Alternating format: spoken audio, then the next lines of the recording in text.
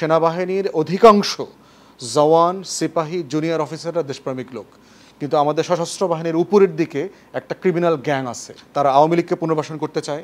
আওয়ামী লীগের নামে না পারলে আওয়ামী লীগের একটা রিফাইন্ড ভার্সন, পরিশুদ্ধ গোখরা শাক নামে তাকে পুনর্বাসন করতে চায়। আওয়ামী লীগ জাতীয় পার্টি 14 দলকে গণ অভ্যুত্থানের মাধ্যমে পরাজিত করা হয়েছে এবং এদের নেতারা পালাইছে। জাতীয় পার্টির নেতারা ঘুরে বেড়াইতেছে কাদের কারণে? তাদেরকে শেল্টার দিচ্ছে কে?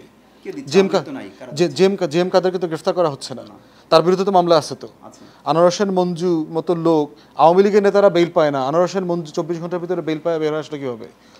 কেন? এই যে বাংলাদেশের ডিপ স্টেট যেই 600 লোকরে ক্যান্টনমেন্টে নিরাপদে রাইখা পার করে দিচ্ছে, তারাই তাদেরকে এই কাজগুলো করার সুযোগ করে দিচ্ছে। সেনাবাহিনীর অধিকাংশ জওয়ান সিপাহী জুনিয়র অফিসাররা দেশপ্রেমিক লোক, কিন্তু আমাদের সশস্ত্র বাহিনীর উপরের দিকে একটা ক্রিমিনাল গ্যাং আছে, এদের যাদেরকে আমরা দিল্লির গোলাম বলি সবসময়। এরা হচ্ছে এই রাষ্ট্রটাকে প্রত্যেক দিন বেঁচে দিচ্ছে। তারা আওয়ামী লীগকে পুনর্বাসন করতে চায়। আওয়ামী লীগের নামে না পারলে আওয়ামী লীগের একটা রিফাইন্ড ভার্সন, পরিশুদ্ধ গোখরা শাক নামে তাকে পুনর্বাসন করতে চায়।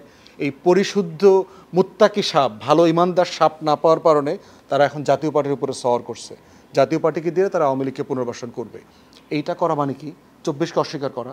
আপনি গণ অভ্যুত্থানের পরাজিত শক্তিকে আবার ডাইরেক্টলি ইনডাইরেক্টলি ফিরায় নিয়ে আসতেছেন।